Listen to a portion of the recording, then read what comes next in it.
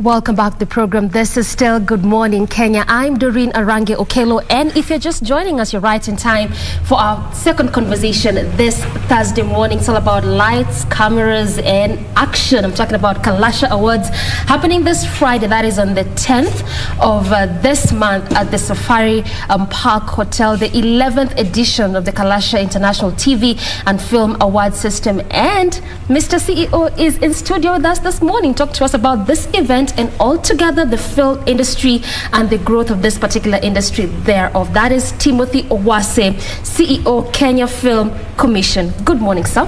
Good morning, Doreen. Welcome to the program. Thank you very much for hosting me. Good. Now, let's just start from a bit of basics, because a good number of creatives may not really understand the difference between KFC, KFCB, and how these two different bodies are mandated to help the film industry grow. Maybe you could just break it down for us a bit. Thank you very much for that question.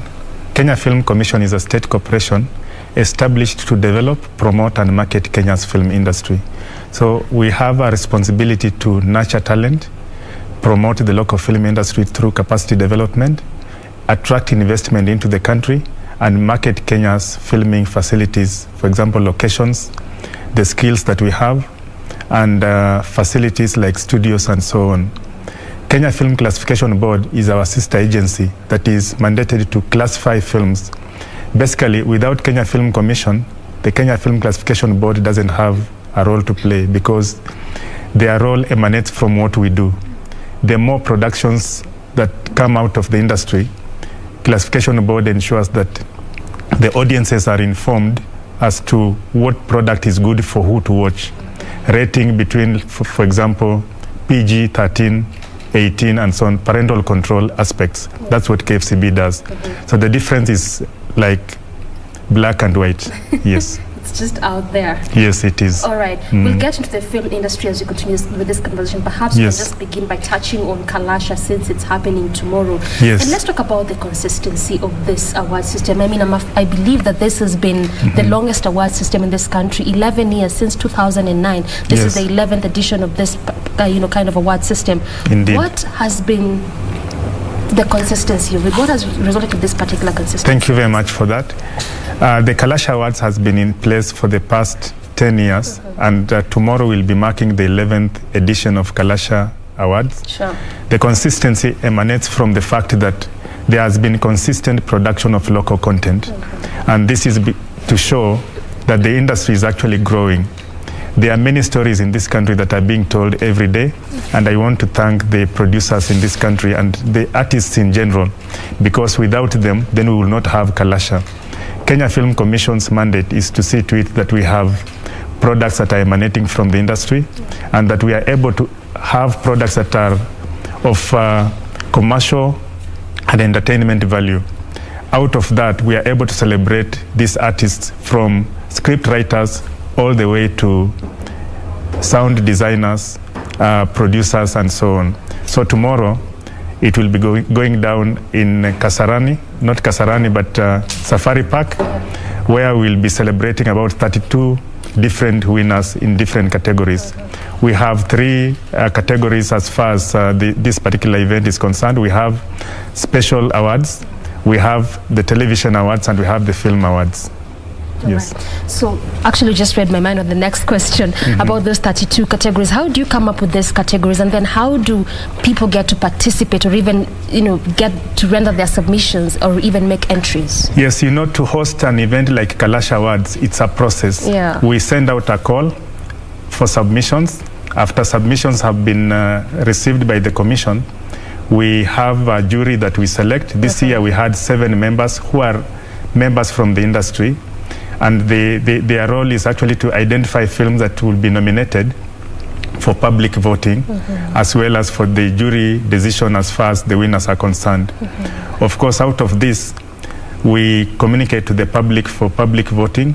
they vote and give us specific winners whom we'll now unveil tomorrow during the awards. All right. Yes. Speaking of the jury, let's stick there a bit. Yes. A good number of nominees that I've spoken to, you know, some of them bring that complaint that, because I fully understand that the jury is mandated to at least give 70% in terms of who gets to bag the award system. The public gets to decide on a basis of 30%. Yet a good number of content creators will say it is the public that get to consume our content. Why do they get us, like, if I can say, a smaller percentage, going by what a good number of them would say in terms of who decides who bags the award system? For me, this is an opportunity, and I want to throw it back to the industry, that we have an opportunity for investors to actually come up with cinema theaters in counties so that we are able to have the entire populace in the country to access these films.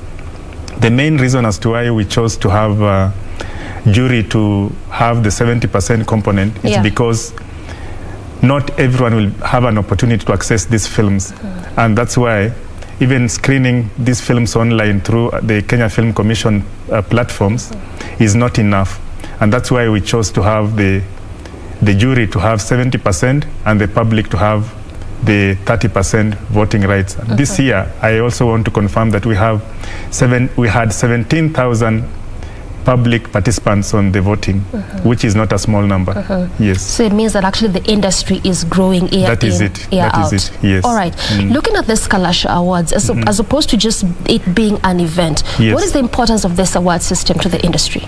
The main objective of the commission hosting Kalasha Awards is because every year many stories are being developed and told. At the end of the year, the commission wants to actually appreciate what is it that has been done and how was it done. We also take this opportunity to assess what are the weak points that we need to address in the industry. For example, in terms of quality, do we need to address sound issues, camera work, storytelling in terms of script writing, acting? Through Kalasha, we are able to tell and design programs that will form our activities for the following year. So it is a very important program for us because we also want to celebrate winners in the industry. If you've done well, we have to celebrate with you, and that's why Kalasha is there. Yes. So it also serves more as a motivating factor to content creators. It's an incentive for content creators to continue doing what they are doing and to even do it better. Because we would like to compete with other jurisdictions and have our content traverse the rest of the world. Yes. All right. Let's come to film production and the film industry as a whole. Now that you talked about competing, where we are as a country so far, do you feel like we can be able to compete with the outside market? And perhaps what puts us on that edge where we stand? I will start by just referring you back to Kalasha. This year alone, we had 706 entries despite the COVID-19 pandemic. That in itself, that number is not a small number of film products. We are able to compete to the global scale. All we need is to continue improving on quality and also telling stories that our specific audiences are looking for. As a producer, when you come up with a product, you need to identify through research what your audiences are actually looking for. So when you produce content that has a ready market, you will always get it to the market and it will be appreciated. So your question is about whether we are at a space where we can be able to compete with the rest of the world. Yes. We may not be there 100%, but we are in progress. We are progressing towards that. The government of Kenya is deliberately putting a framework that will be able to help us get to that scale through policies that will address issues of funding the industry, film incentives, infrastructural development, and even investing into the sector. Yes. All right. So then that means as a country that we do not lack creativity and ideas, because also a good number of content creators would always allude to the fact that the major problem is funding, policies, incentives, finances, enabling environments. That's why the government deliberately put Kenya Film Commission in place. Today, we facilitate the industry in various ways. If you want to do production, let's say in a given county, you come to the commission and we'll be able to facilitate you through our liaison services. We have even taken this service to the e-citizen. You can be able to get our services there, which means we support the industry in every way that is required. The film incentives, of course, we may not have them at the moment, but the government is working on that. The film policy, the film bill, they are going to address all these issues. The film fund, you mentioned funding to the industry is also an issue. As much as that is an issue, remember, film is business. You cannot rely on government 100% for funding. The only thing the government can be able to do through the commission is to create an enabling environment. What are the mechanisms for the industry to access financing? For example, bringing on board private sector to support our works or the works of the industry, so that filmmakers are able to access loans from banks like any other commercial enterprise. Besides that, we have established what we call the Film Empowerment Program. This is a program that is out to support productions. From 2019, we have so far disbursed about 54 million shillings. And this year, in the next 1 or 2 days, we are going to announce the third cycle, which means that the public, those who are practicing in this space, are free to apply to be funded to produce their films. Just 1 week or 3 days ago, we were able to premiere a film that was funded 3/4 of funding from Kenya Film Commission, this empowerment program. And I will encourage you and challenge yourself and others to go and watch these local films.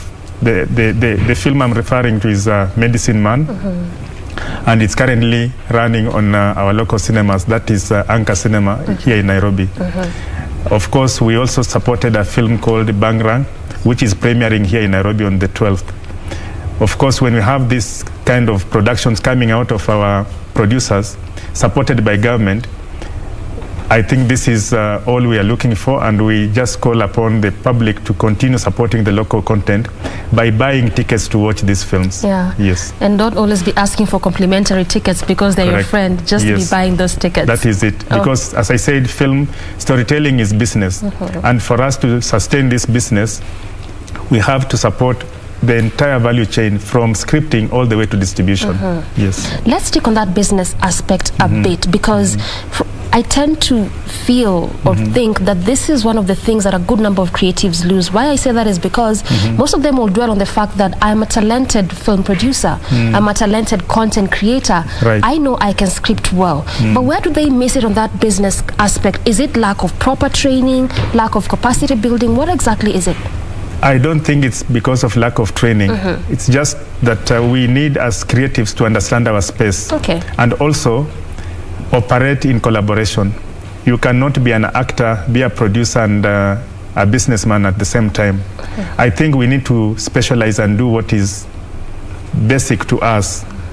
If I know that I'm weak in the business component, why can't I outsource that service to somebody else to actually champion my IP rights? And also to champion the element of business within the production line, so that I focus mainly on my being an artist. We have agents who support the creatives. I think it's also incumbent the creatives that we look at what is the role of our guilds, our associations. How are they supporting what we are, our efforts? And me as a creative, am I able to work with others to achieve my goals? Without collaborative effort, I believe that is a challenge, which I will not associate it to lack of training, because if it comes to capacity building, the commission is permanently doing what we call master classes in all aspects, from writing all the way to distribution. And we do this because this is a fast-moving industry in terms of technology. So many things are evolving, so we have to keep up with the times. Yes. So it just means that it's understanding where your strengths are and focus on your strength. That is critical, because you can't do everything. Exactly. Yeah. If you are good at acting, stick to why acting. can't somebody else facilitate you in terms of your business element? Yes. All right. Makes a lot of sense. You talked about IP, the intellectual property.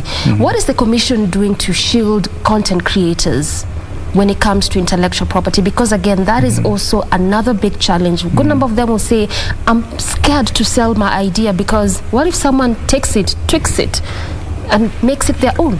You know, self-awareness is something very important to each one of us. And in business, especially in the creative sector, IP rights are fundamental. The moment you lose your IP rights, then you cannot be able to create any wealth or earn anything from this. Sure. The Commission, working with other related agencies like Kenya Copyright Board, we are championing the component of copyright, and there are mechanisms on how you can be able to safeguard your rights in your either script or your production. At any given time, when you are coming up with a script or a story, you need to copyright it. You need to go to Kenya Copyright Board website. The process is very simple. It's online. You don't have to actually spend a lot of time walking to their offices. Of course, if need be, it's a public office you can walk in anytime. And if you feel that it's a challenge, you can walk to Kenya Film Commission or speak to us online so that we're able to help you on how you can be able to copyright your products. Copyright, intellectual property rights are critical. And I champion the same because without it, you cannot be able to earn anything in your works. Yes. So it means that creatives need not to get scared of their ideas to be taken away. There's just a laid procedure. You know, when you get scared, then you will never make any change. You will never be able to make any movie or film. So if you have an idea, go ahead and bring it out, but copyright it. Just do the very basics of coming up with a product. Yes. All right. See, since we're trying to track the progress of the film industry, initially since its inception in 2005, it was under the Ministry of Sports and Culture up until 2019 when it moved to the Ministry of ICT and Innovation. Yes. Why was there the need to move it to a different ministry, and what has been the impact when you track the growth process thereof since it moved? You know, when it comes to government organization, that is left to the executive. And the executive found it necessary to have the film industry under the Ministry of ICT, of which I support for the following reasons. One, this is a highly technological driven industry. There is a lot of innovation in this sector. And also, the Ministry of ICT deals with the youth. Many youths are involved into this particular sector. So from the year 2019, I think we are in a good home. We can't be able to complain that we shouldn't be in the ICT ministry because we are getting the necessary support that we require as an industry. Yes. So clearly the shift was timely necessary in 2019 when that happened. I'm not saying that I was being mistreated in the other home, but I'm just saying that government did the reorganization, and the reorganization was good for us. And sometimes change is necessary anyway. That's correct. If growth has to take place. I agree. All right, let's come to another missing link, which again, I think it's something really happening. Much as we talk about the 60-40% content, let's look at media houses, which is supposed to be broadcasters. Right now, as we speak, media houses are producing their own local content. Where does this leave producers and film makers? In 2013, Parliament passed a law. We call it Kenya Information Communication Act of 2013. Within this act, there is a component of 40 to 60% local content, which is being enforced by the Communications Authority. And of course, all free-to-air broadcasters are expected to adhere to that provision.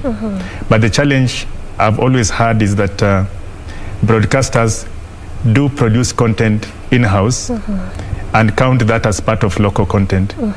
But from where we stand as Kenya Film Commission, my rallying call is that can broadcasters take their space of broadcasting and buy content from our producers? Because when we have producers coming up with the content and broadcasters being buyers, then the forces of demand and supply should be able to dictate how content is consumed and how we get content from the market, and how you, as a broadcaster, you get content to broadcast to your specific audiences.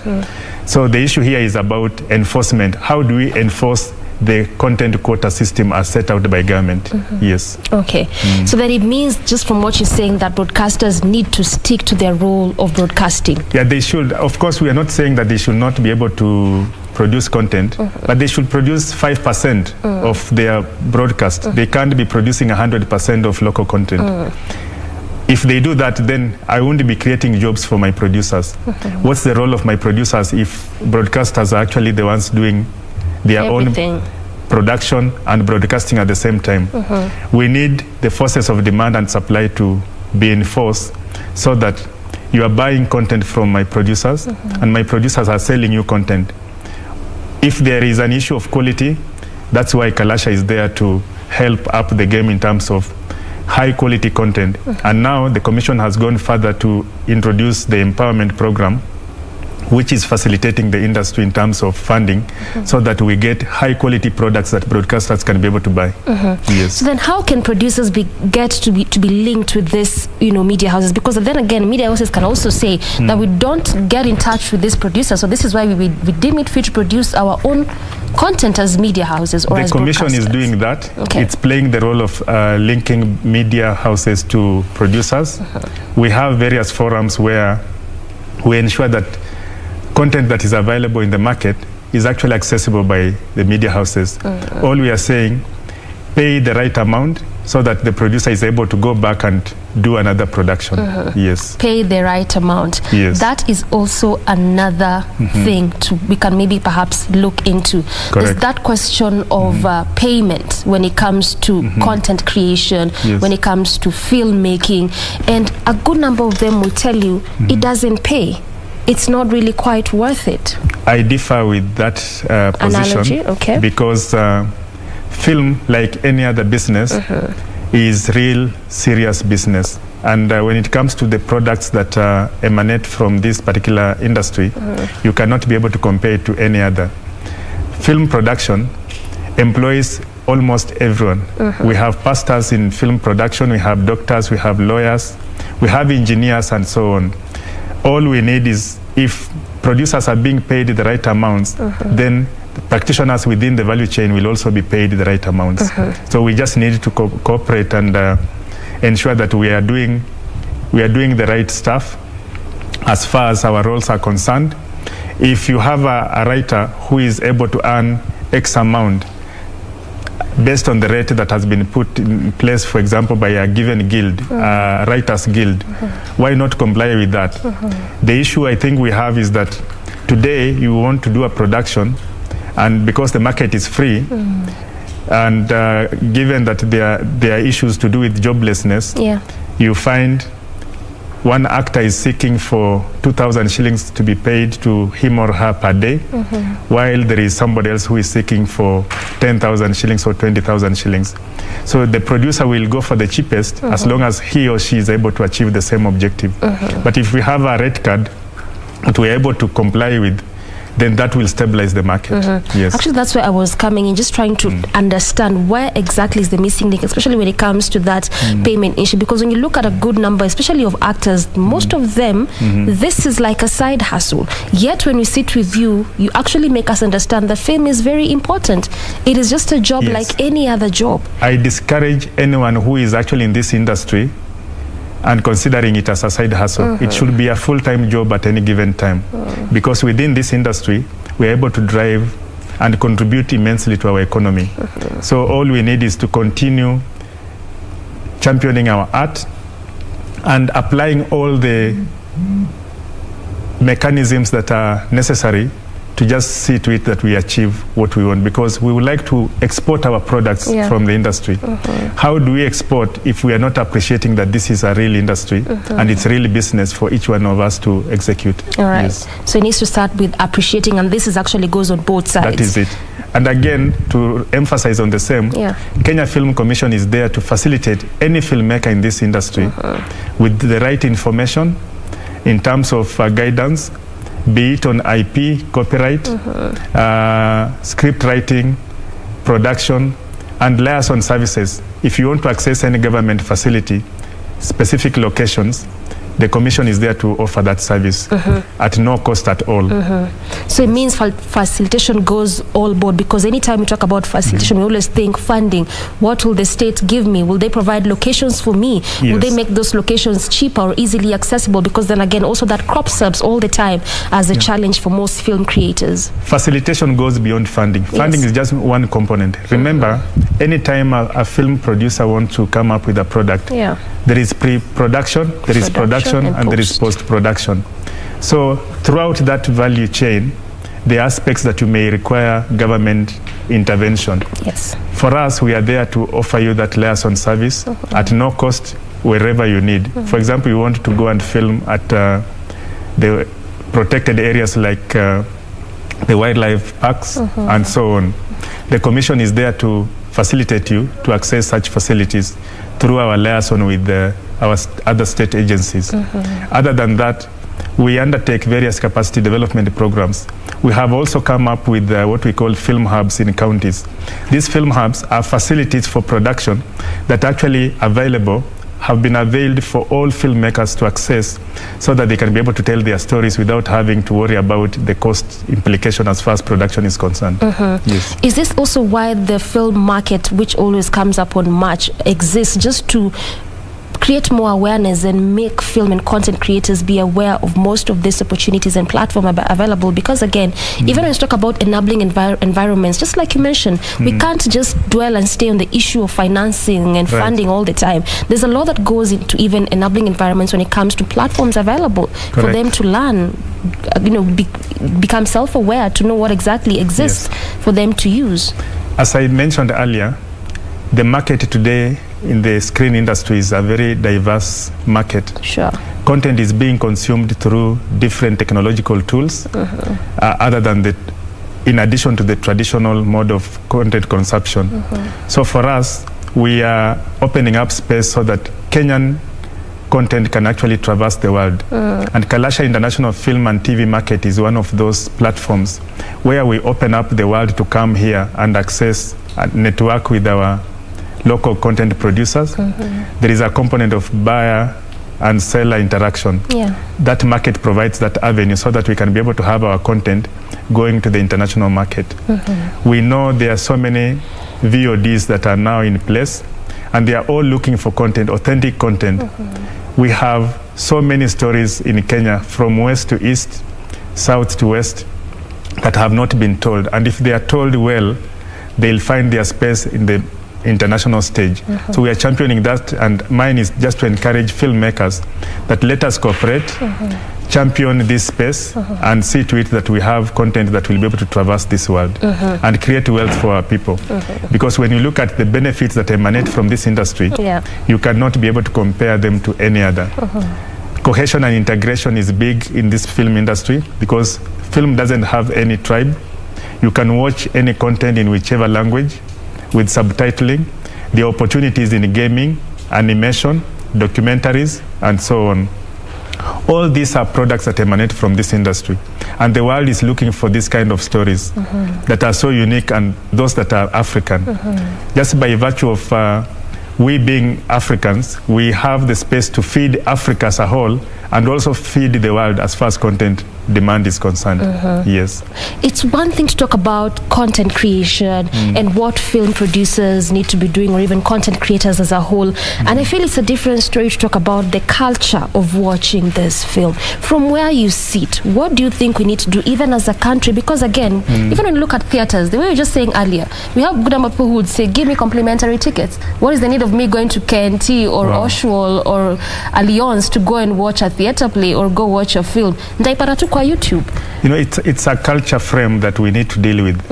Today, we just need, the way Kenyans are watching more local content on the free-to-air channels. Yes. It's an aspect of us being able to set up facilities where, recreational facilities that can be able to enable Kenyans from wherever they are to access this content. Earlier, you were asking about why 30-70 in terms of ratio on voting. And I said, it's because these facilities in counties are not available. So my rallying call to county governments and also the private sector that invest in this sector so that we have screening facilities within the counties so that the populace in these spaces can be able to access these particular movies that are being produced locally.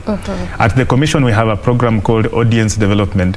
This is a program that is geared towards rallying Kenyans to go to the cinema or to watch local content, be it on their mobile phones, on TV, or even just walking into a cinema hall. That way, we'll be promoting our local content. And of course, not just to go in to watch. You pay for it, so that there is real monetization of local content. Yes. Why do you think we as Kenyans do not really appreciate watching film, and we just feel I can always get it for free. I mean, I can download it if I want to. I think Kenyans appreciate film. They do? It's just that these films have not been availed. The facilities to enable them access this content has been the issue. But now with the digital space, yes, it's very easy to access local content. And it's now a challenge to a positive challenge to the content creators to identify where to find their audiences. Yes. Okay, fair enough. Yes. What is the place of research when it comes to content creation? Why I ask that is because when you speak or when you just sit down with a especially good number of people in the arts, there's always that mindset of I'm talented. Yes. Why do I need to do extra? Great. Research is critical in all our lives here. Yes. And I am saying this because at a national level, research information is critical to decision makers. And at a content creators level, research is important because for you to tell a story, you need to identify whom are you telling that story to. So whoever says that they are wired to only create content, they also need to recognize the fact that identify your audiences before you create or you tell a story to them. Otherwise, they will never buy your story. Yeah. So research is part and parcel of your content creation process. And that's why I encourage any businessman in the film industry that research should be first and foremost before they embark on any kind of production. You can imagine producing content which does not have any following. How will you be able to monetize it? And the challenge here being, you are facing that challenge because you never did what? You never researched to get to know whom you are telling this story to have a critical mass that will be able to make a following and so on. But at a government level, research is also appreciated as a critical component of our operations. Today we are working with the Kenya National Bureau of Statistics because we need to have what we call film industry satellite account, which means there is collection of data each and every day of our operation so that we can be able to tell how much are we contributing to the exchequer. For example, how many women are operating in the film industry and what role are they playing? How many graduates are coming out of university to join the film industry? How many local films were produced in a given year? How many foreign productions are done on location in Kenya? All this will be clear if we have them on paper emanating from research. So research is critical, both at a government level and at an individual business person level in the film industry. Good enough. Yes. What is the place of that audience segmentation, especially when it comes to content creators? Because just like you alluded to a bit when you're talking about that research part, is that's also one of the things that gets to miss. Because I mean, if you don't know your audience, then what film are you creating? You are creating the film for who? You know, from research, you will get to know which niche you are actually addressing. Remember, through the Kicker Act, we have a challenge on having enough children's content in this country. That's a gap that has not been filled. It's an opportunity for producers to actually focus and produce more children content because the demand is very high. I believe even your station is looking for children's content that is geared towards our own stories. Yes. If you go to that, then you'll be home and dry because you'll be satisfying the need of the market today and other stations as well. So doing research and segmenting the market, it's upon the individual film producer to determine whom are you addressing. Are you addressing the mature population or are you addressing the children's content and others? Clearly, research is very necessary and important. Finally, as we bring the conversation to a close, let's just finish up with that Kalasha Awards again. Yes. What is going to be different with this 11th edition Kalasha Awards happening at the Safari Park Hotel as opposed to the previous one and even the others that came before this one? No, the 11th edition of Kalasha is going down tomorrow. Yes. And you should expect surprises in terms of winners. Of course, there will be entertainment. The event will be live on our social media tools and on TV as well. So for those who won't be able to make it to Safari Park, you have an opportunity to follow this event live on our YouTube channel. So be part of the celebration so that we appreciate our winners and also support the film industry as we get into the market. Kalasha this year will be different because we have more unique stories that will be celebrated tomorrow. And again, at the event, we'll have big names from other countries that are coming in to celebrate with us. So watch out for that space. Yes. I like what you say, that expect new faces of winners, because again, that's also one thing that always comes up, is like a cycle. But now when you say expect new faces, clearly there's a lot to expect. What I'm trying to say is that we have new entrants into the film industry, and the competition is very high. And this year's Kalasha is not different, in the sense that the competition was very high. We'll have winners emanating from all aspects. From all aspects. Yes. All right. Fair enough. Thank you so much, Mr. CEO, for talking to us, at least making us understand how far we've come as a country, even from just the state's perspective and what the state is doing to try and help filmmakers and content creators as a whole. Yeah, let us support filmmaking in the country, because this is big business and it's going to make a change as far as our economic and social being is concerned. Yeah. Being in this space, the best we can do is to continue championing it, and also to appreciate that film is not just all about entertainment, but it's all about our economic and social being. Yes. And film is not a side hustle, side business. It's a main business like any other business. It's your main business, not your side hustle. Not your side hustle. Side hustle is something else. Yeah. Yes. All right, fair enough. Okay, so we've been speaking to Kenya Film Commission CEO, that is Timothy Owase, talking to us about Kalasha Awards happening tomorrow at the Safari Park Hotel. That is the 11th edition, as well as the growth of the film industry in this country and what the state is doing to help film and content creators, and also what content creators need to do to at least continue upping their game for the purpose of production of film and content creation as a whole. This is where we bring this conversation to a close, but Good Morning Kenya is not yet done. We still have plenty more after this break. Stay with us.